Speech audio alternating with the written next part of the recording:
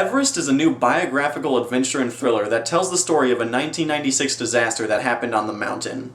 Director Baltasar Kormakur clearly cares a lot about this subject, as he's made a film with not only an epic scale, but also one that's done tastefully and respectfully to this real-life tragedy. That's enough to make a good film great, which is exactly what Everest is. Now, for those of you who are unfamiliar with the incident, 12 people died while trying to reach the summit of Mount Everest in 1996. The film follows the various expeditions that were involved with the disaster. One of the many strengths of Everest is that it takes its time getting started.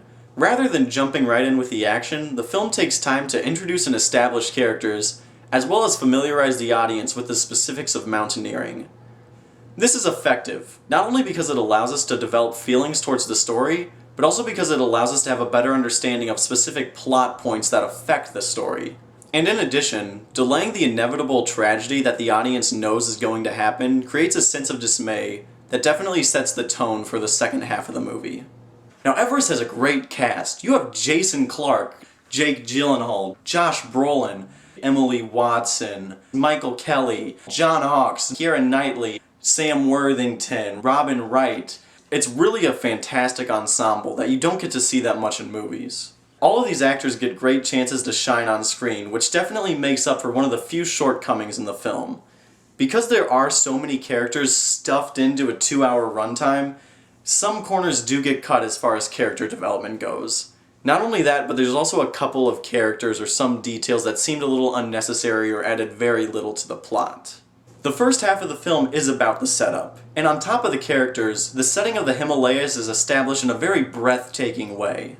A lot of big landscape shots are used that have the camera soaring over and through the mountains. These shots have a greater purpose than just establishing a location necessary for the plot, as they feel more at home in a nature documentary.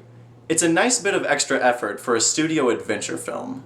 One of the most beautiful scenes takes place at night just before the climbers ascend the final peak. The lighting is dark, and the environment surrounding the characters expands beyond the frame. The scene establishes the theme of men facing nature, something so much bigger than themselves, and it does so entirely through picture, not dialogue.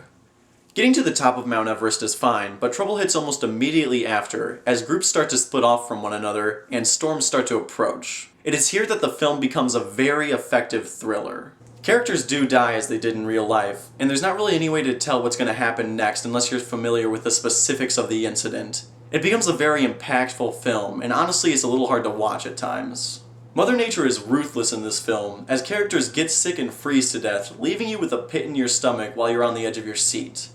It's very rare that you'll see a wide-released movie with a PG-13 rating that can shake you to your core the way that Everest does.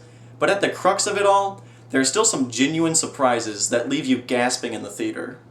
Now, most, if not all of the cliches you may expect to see in Everest based on the film's introduction of so many characters are completely avoided. For example, author John Krakauer is a character in the film, and he's much more than just the writer. He's actually a character who's fearing for his life based on the situation that he's in. Another example would be the characters that Josh Brolin and John Hawkes play. At first, they share this kind of bullying dynamic that I thought was just some cheap characterization, but it's quickly dropped after the expedition begins and the characters evolve into much more real people. The film does not try to sell the tragedy for anything else than what it was, and in avoiding standards seen in many biographical films, Everest is able to stand above others as an exciting, moving, often real experience. Everest does not take for granted any resource that it has. Its all-star cast shows why they're all-stars. The Arctic setting is explored and the beauty is mined through the camera. It realizes the disaster that occurred and knows that the events themselves are enough story for the audience. I give Everest 3.5 stars out of 4. See it on as big a screen as you can, but do not pay extra for the 3D. Thanks for watching. I'm Cowboy Rivers.